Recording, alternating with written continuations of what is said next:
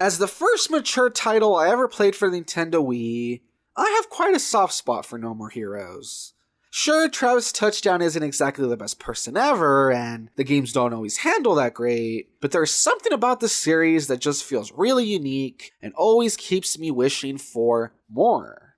With the release of its newest spin-off installment, Travis Strikes Again, No More Heroes, I finally got to dive back in to the beloved series. However, with this being a spin-off and not the long-awaited No More Heroes 3, just how does this game fare out? Well folks, without further ado, let's jump into my review. Set 7 years after the events of No More Heroes 2, Travis Strikes Again sees our otaku assassin, having grown tired of all the UAA ranking fights, and now living in a camper in the woods where he spends his days playing video games in isolation.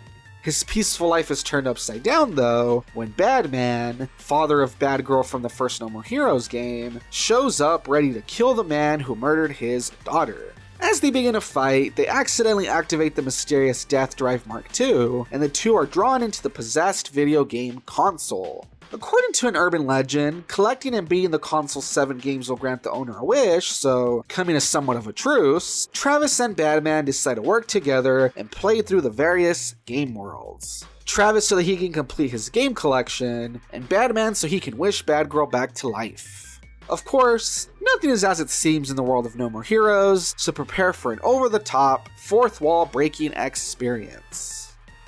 Now, I know that in the time it has taken me to finish the game, there have been plenty of reviews released that have had less than stellar things to say about Travis Strikes Again. Therefore, allow me to try and frame this review in a more positive light, where I first discuss what I enjoyed about the game, and then address some of the negatives while playing devil's advocate to find some middle ground. For starters, when it comes to things that I absolutely love, I really enjoyed the story and how the whole thing ties into the franchise. As someone who has played through the other 2 games in the series before and holds them in high regard, seeing Travis back in action was great, and getting to piece together little clues of what exactly is happening in this universe was really satisfying. From references to past events, and even a throwaway line about Travis's life after No More Heroes 2, I think that anyone who is a fan will definitely enjoy seeing not only the continued storyline, but Travis Touchdown's character progression as well. Not only that, but the introduction of Badman as a character is quite interesting. And though we don't get too much out of him here, I am very curious to see how he plays a part in the future of the series. Another thing that I enjoyed was the use of references and fourth wall breaking. While I understand this is subjective and obviously not everyone will enjoy what the game dishes out, I for one will gladly take anything that the game wants to throw at me. From meta humor that discusses the structure of the game and its review scores, to appearances from a variety of characters from other Suda51 projects, I absolutely enjoyed all the different references and self-deprecative jabs. I also really appreciated the nods to retro and indie gaming. While gaming manuals are all but dead now, seeing the different games include readable material with cheat codes was a pretty nice touch. And as for indie representation, being able to collect a variety of shirts with awesome designs was really cool.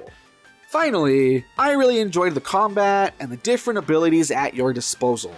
Unlike other entries in the series in which you either hack through enemies or throw out a wrestling move every so often, here you have the option to mix up your moves by using a heavy or light attack, as well as equipping a number of collectible skill chips. Ranging from projectiles that stun enemies to buffs that make your attacks more powerful, I thought that the ability to play around with your moves always kept things interesting. Combine this with enemies that react to attacks in different ways, and I personally never felt that making my way through enemies was boring. Plus, considering the fact that these fight sections are mixed in with different gimmicks like solving puzzles or engaging in light platforming, I feel like the game was constantly shaking things up. Now on the other side of all this, I know that a lot of people are disappointed with the shift in gameplay style from a behind-the-back action game to a gimmicky retro-style collection of minigames. While I get that this isn't exactly what many people were hoping for when they heard that there was going to be another entry into the No More Heroes franchise, I do want to play devil's advocate and point out that the series has always had these weird genre switch-ups. From having to play through a shmup in the first game in order to reach the rank 4 fight, to earning money through 8-bit style games in the second, this is a series that seems to pride itself in playing homage to all styles of gaming. Therefore, while this may not be exactly what players feel they wanted, experimenting with such creative changes makes sense with what we know about the series, especially since this is a spin-off title. Likewise, I've seen a lot of people say that they find all the hacking and slashing through waves of enemies to be boring. Once again, playing devil's advocate, I want to point out that that's kind of what No More Heroes has always been. I mean, seriously. As someone who played through the first 2 games in preparation for this one, I can attest that the majority of game time is indeed hacking and slashing through wave after wave of enemies until you reach the next boss. This is literally what the games have always been like, so when I hear this complaint, I can't help but be a little amused. Finally, another issue that people have with the game is that it replaces what could have been a series of cutscenes and maybe more traditional gameplay with a pretty lengthy visual novel style narrative.